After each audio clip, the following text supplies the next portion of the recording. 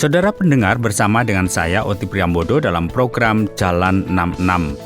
Sebuah program di mana kita mempelajari Alkitab pasal demi pasal dan memahami isinya. Bersama Pak Yohanes, narasumber kita, hari ini kita akan mempelajari kitab 1 Raja-Raja pasal yang ke-5 dan yang ke-6 dengan tema Rumah bagi Allah dan Semua Bangsa. Mari kita mendengarkan bersama dan belajar dari kisah dalam Alkitab. Merupakan sebuah kebahagiaan karena kita adalah orang-orang yang dipilih oleh Tuhan untuk diberikan firman-Nya. Kita harus bersyukur, saudara, karena kita masih bisa mendengarkan sabda Tuhan. Allah yang menciptakan alam semesta masih berkenan berbicara kepada kita melalui kebenaran firman Tuhan yang dituliskan di dalam kitab suci.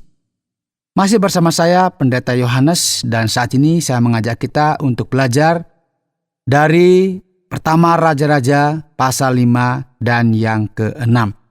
Saudara, kita telah belajar bagaimana awal dari pemerintahan Salomo.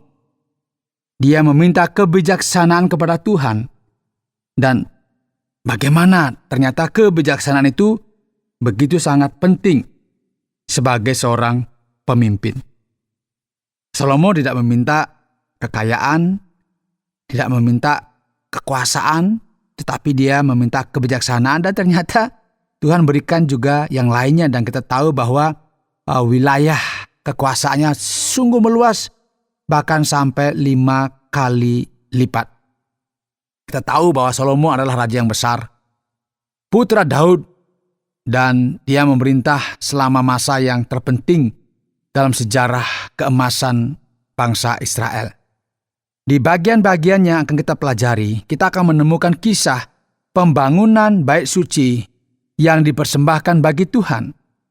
Kita ingat bahwa Daud menawarkan diri, saya akan membangun. Tetapi rupanya Tuhan bilang, oh tidak, nanti anakmu yang akan membangun. Dan tentunya kita tahu bagaimana tabernakel itu yang tadinya bisa dipindah-pindah, kemudian di dalamnya ada benda suci yang ditaruh, kemudian semuanya begitu dijaga dengan baik, dan kalau kita lihat di kitab Keluaran dan Imamat, itu dibawa dan diangkut dari satu tempat ke tempat yang lain. Kita harus tahu bahwa sekarang Israel bukan lagi masyarakat yang nomaden atau yang berpindah-pindah. Sekarang mereka memiliki tanah sendiri. Nah, di saat perdamaian politik dan ekonomi yang besar, dan sekarang gagasan-gagasan raja-raja besar seperti Daud dan Salomo adalah apa? Untuk membangun pusat ibadah. Dan tentunya ini menjadi tema yang terpenting kalau kita membaca yang dimulai dari Ulangan hingga kitab Raja-Raja yang kedua. Dan ada kejutan yang menarik, saudara, yang akan kita temukan dalam pembangunan bait suci oleh Salomo. Apa itu? Ternyata ada orang asing yang berpartisipasi juga. Mari kita mulai lihat di pasal 5. Hiram Raja Tirus mengutus pegawai-pegawainya kepada Salomo karena didengarnya bahwa Salomo telah diurapi menjadi raja menggantikan ayahnya. Sebab Hiram senantiasa bersahabat dengan Daud. Lalu Salomo mengutus orang kepada Hiram dengan pesan, engkau tahu bahwa Daud ayahku tidak dapat mendirikan sebuah rumah bagi nama Tuhan. Ayahnya oleh karena musuh-musuhnya memerangi dia dari segala jurusan, sampai Tuhan menyerahkan mereka ke bawah telapak kakinya.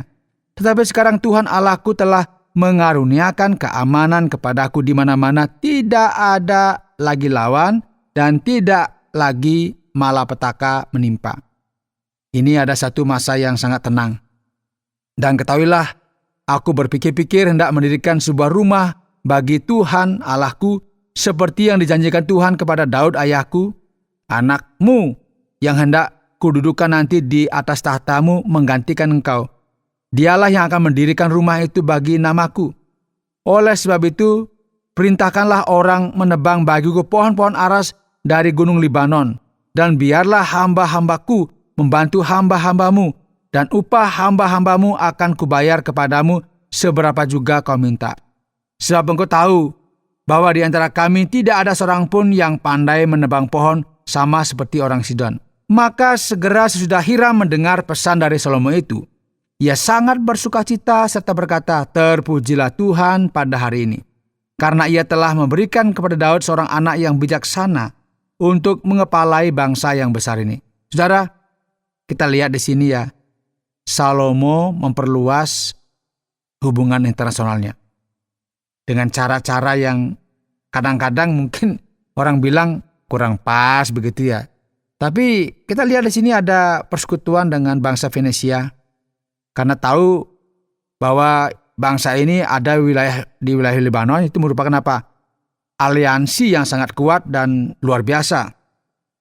Sehingga di sini Salomo mempekerjakan orang-orang Venesia yang ahli dalam mengerjakan kayu, dan karena tempat tinggal mereka itu ada di wilayah Lebanon. Daerah ini, saudara, itu kaya akan kayu. Dan bangsa Venesia itu ahli dalam hal perkayuan. Dan mereka terutama dikenal karena membangun perahu yang dapat apa? Menyeberangi beberapa tempat di sekitar Mediterania dan laut lainnya. Dengan cara ini ya, Hiram terus menyediakan kayu yang dibutuhkan Salomo. Jadi kalau kita memperhatikan di pasal 5, ini bicara mengenai pekerjaan bangsa Venesia dan apa yang dilakukan Salomo di Israel.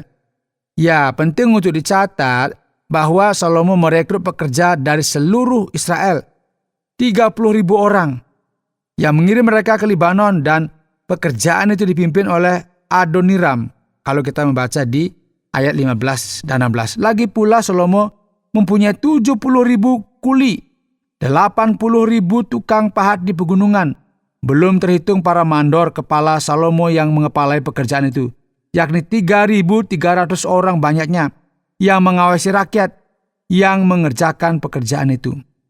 Saudara, ini awal pembangunan bait suci. Dan perlu kita memperhatikan di sini, kita akan menemukan sebuah tuntutan. Permintaan dari Tuhan terkait pembangunan ini, rumah yang sedang dibangun untuk Tuhan. Karena rumah ini dibangun oleh orang asing, dan di masa depan akan disebut oleh para nabi rumah bagi semua bangsa. Rumah Tuhan akan menjadi milik setiap orang yang mengakui Tuhan sebagai satu-satunya Tuhan yang benar. Saudara, kalau kita lanjut di pasal 6, ini memberitahu kepada kita bahwa pada tahun ke-480 sesudah orang Israel keluar dari Mesir, pada tahun ke-4 sesudah Salomo menjadi raja atas Israel, yaitu pada bulan yang kedua ya, maka Salomo mulai mendirikan rumah bagi Tuhan. Nah, di sini bagian ini sangat penting, saudara. Menjadi gambaran yang kita kenal dengan kronologi yang begitu tertata kalau kita baca di dalam Perjanjian Lama. Karena kita sangat yakin bahwa Salomo mulai memerintah sekitar tahun 970. Dan di sini kita miliki tahun 966 ketika bait suci mulai dibangun. Nah, jika kita menghitung menggunakan angka-angka ini secara harfiah, ini berarti bahwa bangsa Israel meninggalkan Mesir pada tahun 1446 sebelum Masehi, yaitu 966 ditambah 480. Dan bait suci Salomo dibangun, dan di sini kita melihat ukuran bait suci tersebut. Coba kita perhatikan, rumah yang didirikan Raja Salomo bagi Tuhan itu 60 hasta panjangnya, dan 20 hasta lebarnya, dan 30 hasta tingginya. Perhatikan, ini ukuran bait suci yang saya kira ini sangat istimewa. Dan memang tidak sangat besar ya. Ya, kita bisa membayangkan sekarang dari ukuran itu. Tetapi ini sebenarnya intinya adalah bahwa ini sesuatu yang dibangun, yang dipersembahkan bagi Tuhan. Ini bait suci pertama, dan ini sangat terkenal ya dalam sejarah Israel. Disambung juga di bagian itu, balai di sebelah depan ruang besar rumah itu 20 hasta panjangnya menurut lebar rumah itu, dan 10 hasta lebarnya ke sebelah depan rumah itu. Dibuatnya juga pada rumah itu jendela-jendela yang rapat bidainya. Pada dinding rumah itu sekelilingnya didirikannya kamar tambahan. Sekeliling rumah besar dan ruang belakang dan seluruhnya dibuatnya bertingkat-tingkat. Tingkat bawah 5 hasta lebarnya, yang tengah 6 hasta, dan yang ketiga 7 hasta. Ini semacam 3 bagian begitu ya, 3 lantai yang merupakan bagian dari struktur internal. Dan dia membuat tepian yang menjorok di sekeliling bagian luar kuil, sehingga tidak ada yang akan dimasukkan ke dalam dinding kuil. Ini menarik saudara, pembangunan rumah Salomo. Pada waktu rumah itu didirikan, dipakailah batu-batu yang telah disiapkan di penggalian, sehingga tidak kedengaran palu atau kapak atau sesuatu perakas besi pun selama pembangunan rumah itu. Besi tidak digunakan selama pembangunan gedung ini. Tidak ada alat logam, tidak ada apapun yang terbuat dari logam yang diizinkan dalam pembangunan bait Allah ini. Gedung ini seperti yang dapat kita lihat di bagian selanjutnya, dikatakan kemudian datanglah firman Tuhan kepada Salomo demikian. Mengenai rumah yang sedang kau dirikan ini, jika engkau hidup menurut segala ketetapanku dan melakukan segala peraturanku dan tetap mengikuti segala perintahku dan tidak menyimpang daripadanya, maka aku akan menepati janjiku kepadamu yang telah kufirmankan kepada Daud ayahmu, yakni bahwa aku akan diam di tengah-tengah orang Israel dan tidak hendak meninggalkan umatku Israel. Maka Salomo membangun bait suci dan menyelesaikannya. Saudara, sangat penting untuk menunjukkan bahwa sementara Salomo memperhatikan pembangunan bait suci untuk menghormati nama Tuhan, kita melihat bahwa Tuhan jauh lebih memperhatikan umatnya agar tetap setia pada perjanjian dan benar-benar hidup di antara umatnya sendiri. Dan kita akan melihat bahwa sentuhan akhir bait suci ini layak mendapat perhatian kita, saudara. Lapisan dalam di sini, ini detail konstruksinya dibuat dari apa? Kayu cedar, kayu dengan kualitas terbaik di sini. Kita akan menemukan bahwa ruang suci bagian dalam itu berukuran 9 meter, lebar 9 meter, tinggi 9 meter, dan dilapis dengan emas murni dan mesbahnya. Terbuat dari kayu yang berkualitas sangat baik, itu dilapisi dengan emas murni. Banyak emas digunakan di bait suci yang dipersembahkan bagi Tuhan. Jadi kita mendapatkan detail lain terkait dengan bait suci ini, tentunya dijelaskan di dalam kitab suci kalau kita membaca di pasal 6. Tetapi detailnya sangat banyak sehingga kita hanya melihat bagian terakhir di sini karena kita tidak punya waktu untuk membahas detail-detail kecil. Dasar bait suci ini diletakkan pada tahun keempat, pada bulan Ziv, pada tahun ke-11 pada bulan Bul. Bulan 8 bait itu diselesaikan dengan segala detailnya sesuai dengan spesifikasinya. Ini telah menghabiskan 7 tahun untuk membangunnya. Jadi kita di sini mengamati sesuatu yang luar biasa. Ini bait suci yang dipersembahkan kepada Tuhan. Karena tentunya ini menjadi keinginan bahwa rumah ini akan menjadi rumah bagi semua bangsa. Ini penting untuk menunjukkan bahwa sesungguhnya hanya Tuhanlah yang menjaga kehidupan kita. Hanya Tuhanlah yang harus diingini atau hanya Tuhanlah yang harus diikuti apa yang menjadi kehendak-Nya. Sehingga Tuhan menjadi sentral, menjadi pusat di dalam kehidupan kita. Dan tentunya yang terpenting dari semuanya, kalau kita melihat bangunan, siapa yang terpenting? Tuhan dan umatnya, itu yang lebih penting dari semuanya. Sehingga ini bicara mengenai bahwa Tuhan menciptakan, Tuhan juga yang menebus, bahwa Tuhan juga menyelamatkan. Kiranya apa yang kita pelajari di sini, kita bolehlah membangun segala sesuatu dengan luar biasa, tetapi diingatkan lagi agar umat itu setia kepada janji Tuhan, setia kepada firman-Nya, dan Tuhan juga berjanji akan tetap bersama dengan mereka. Ini yang penting, bagaimana relasi umat dengan Tuhan.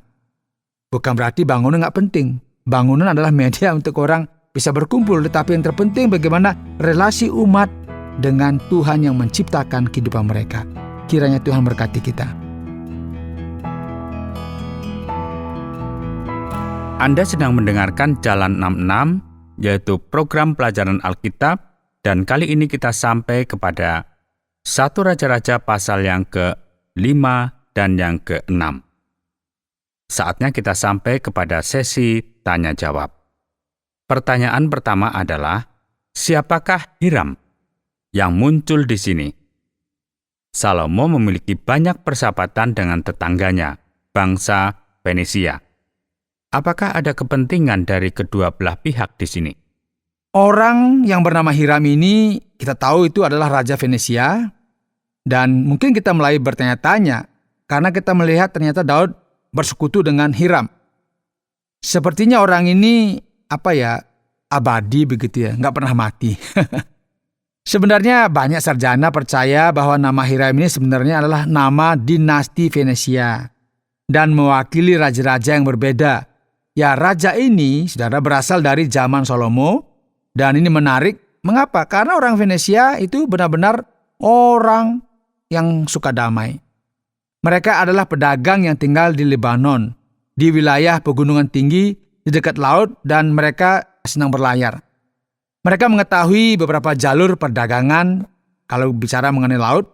Jadi mereka memiliki hubungan yang baik dengan Daud, dan Israel adalah bangsa yang kuat, lebih kuat dari mereka. Sehingga bagi bangsa Venesia, ini adalah ide yang bagus bisa bekerja sama dengan bangsa yang kuat. Kenapa? Karena mereka akan mendapat banyak keuntungan secara ekonomi. Dan bagi Israel, bagi Salomo, itu juga menguntungkan. Karena Hiram di Venesia memiliki banyak kayu dan bekerja. Sehingga ia memiliki semua hal yang dibutuhkan. Ya, dengan demikian mereka membentuk semacam kemitraan yang sangat strategis, sukses, dan berhasil. Meskipun mungkin terdapat perbedaan keyakinan dalam konteks di sini. Nah, bangsa Venesia adalah orang Kanaan yang agama mereka berbeda. Tetapi tampaknya mereka mengakui Tuhan Israel seperti halnya kaum pagan lainnya. Percaya bahwa Tuhan Israel adalah dewa, Tuhan bangsa lain ini, sehingga mereka menghargai dan menghormati hal itu. Jadi kemitraan ini, saudara, akan membuka ruang untuk kemajuan dengan bangsa Venesia. Bahkan kita tahu banyak ahli berpendapat bahwa bangsa Venesia itu berlayar lebih jauh dari yang kita bayangkan. Dan beberapa bahkan percaya bahwa mereka bisa mencapai Amerika juga. Ya, tetapi ini kan hanya spekulasi saja. Baiklah, sekarang kita perhatikan yang berikut. Apakah Salomo benar-benar memahami apa yang dikehendaki oleh Tuhan? Apa alasan pembangunan dari rumah suci ini atau bait suci ini, padahal tidak ada perintah Tuhan untuk itu? Diskusi ini sudah dimulai di kitab Samuel yang kedua ya, kalau kita memperhatikan pasal yang ke-6, karena ternyata Daud merasa perlu untuk melakukan ini.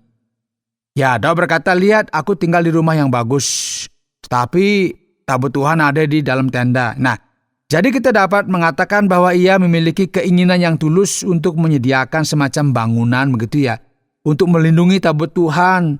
Kenapa dia ada di tenda sedangkan dia punya istana? Inilah alasan dibaliknya. Alasan ini tentunya melibatkan bagaimana dia menghormati Tuhan. Seperti yang bisa juga kita katakan, ini menandai secara objektif dan juga bersifat simbolis fakta bahwa Tuhan hidup di antara umatnya. Jadi ketika ada tabut itu, dia melihat bahwa Tuhan ada di antara umatnya.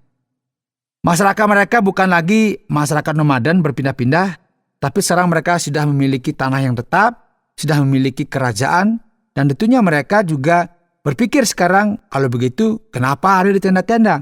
Mereka harus memiliki bangunan. Dan mereka harus memiliki semacam bait atau kuil. Dan tentunya mereka melihat juga, di bangsa-bangsa lain juga punya. Karena itu kita juga harus punya. Ini semacam pemikiran yang kita lihat di sini berkembang ya. Sehingga kalau kita bicara bait suci, sebagian besar orang berpikir ini berkaitan dengan tabernakel itu sendiri dan dengan benda-benda yang ditempatkan di dalamnya, dan semua juga benda suci yang kita tahu ya. Ada kerubim dan juga dibagi 3 bagian, dan ternyata kuil ini juga ditemukan di Venesia yang mirip-mirip begitu ya. Jadi tujuan utama dari pembangunan bait suci selama masa monarki adalah apa? Untuk membangun sebenarnya persatuan rakyat. Untuk memperkuat rakyat dengan persatuan apa? Keagamaan yang dimulai di Yerusalem. Karena sekarang mereka memiliki yang saya katakan tadi, ide yang terkait dengan tempat suci.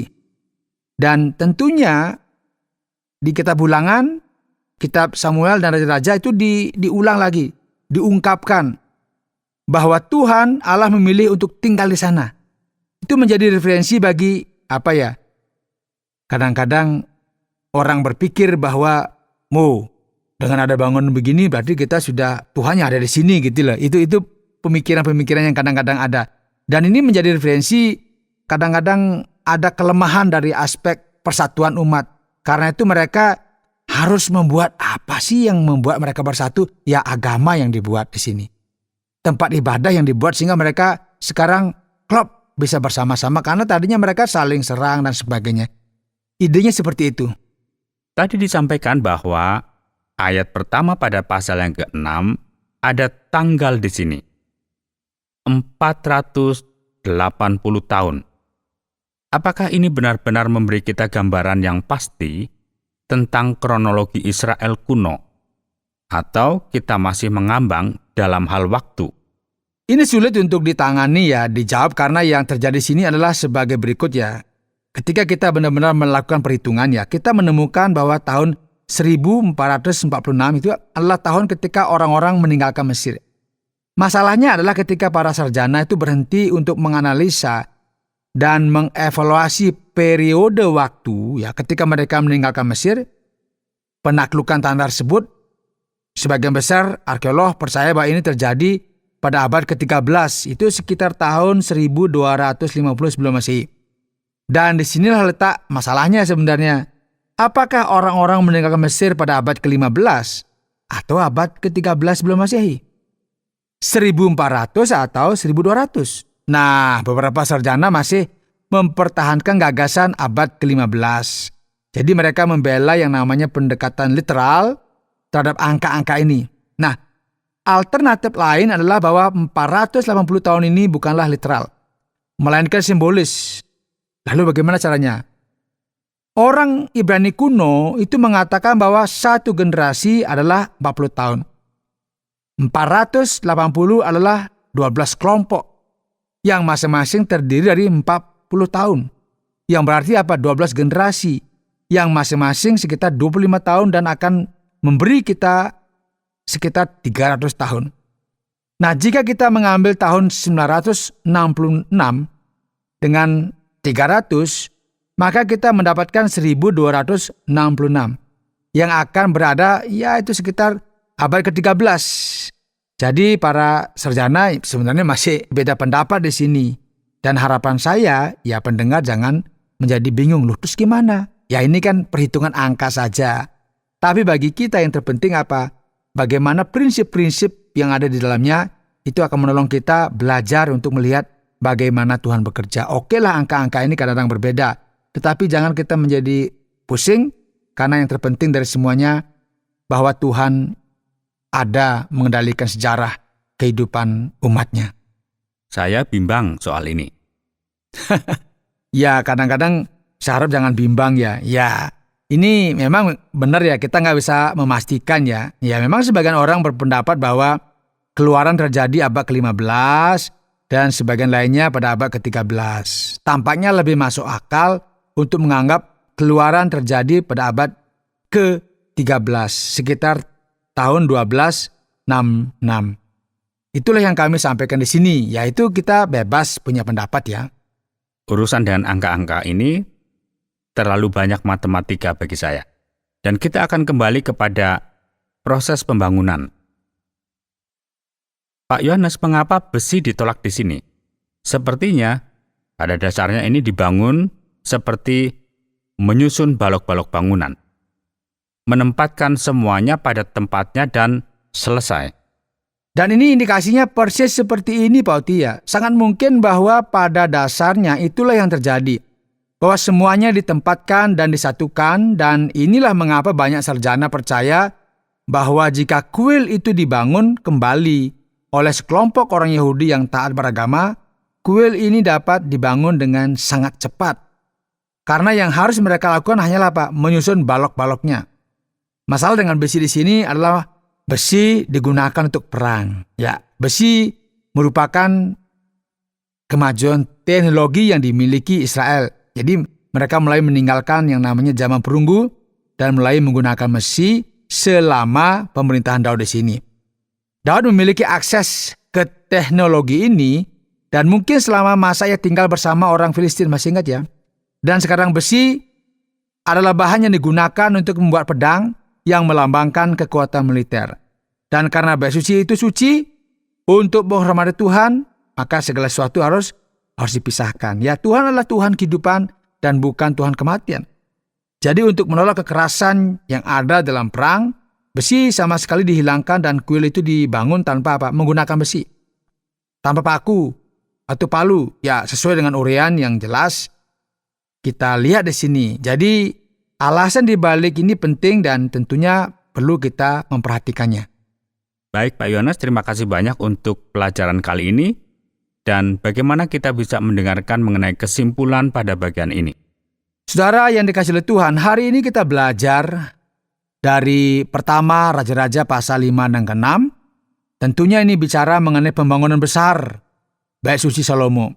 Tema kita adalah sebuah rumah bagi Allah dan bagi semua bangsa. Pertanyaan besar, harapan besar dalam perjanjian lama adalah bahwa Allah telah tinggal dan hidup bersama manusia sebelumnya, dan sekarang ia jauh, dan harapannya adalah bahwa ia akan kembali dan tinggal di antara manusia lagi. Hal ini tentunya kita akan melihat kisah-kisah yang kita katakan sebagai sesuatu yang melambangkan kehadiran Tuhan. Dan bait suci itu memang didedikasikan untuk Tuhan. Jadi, saudara yang dikasihi oleh Tuhan, lebih dari semua perhatian yang kita lihat di sini, bagaimana kita harus menghormati Tuhan. Kita harus lebih menghormati Tuhan, itu yang sebenarnya dicatat di sini. Okelah ada pembangunan, tetapi bagaimana kita menghormati Tuhan. Nah, pelajaran yang kita pelajari di sini bukanlah bait suci. Yang penting bukanlah perayaan keagamaan. Yang benar-benar penting adalah memiliki Tuhan yang tinggal bersama kita, atau Immanuel, Allah bersama dengan kita. Apakah Anda yakin bahwa Tuhan tinggal bersama Anda di dalam hatimu? Sekarang pertanyaannya, pikirkan semuanya, apakah Tuhan bersama Anda? Kiranya Tuhan memberkati kita. Baiklah, terima kasih banyak Pak Yohanes. Saudara pendengar, karena waktu yang tidak memungkinkan, kita akhiri program Jalan 66 kali ini. Kami menantikan Anda untuk tetap mengikuti pelajaran berikut dalam lanjutan pembelajaran Alkitab yang memberikan pelajaran menyeluruh tentang firman Tuhan. Jika Anda memiliki pertanyaan atau berespon terhadap topik berhubungan dengan program ini, silakan menyampaikan melalui WhatsApp ke nomor 081 333 777 386. Terima kasih atas perhatian Anda.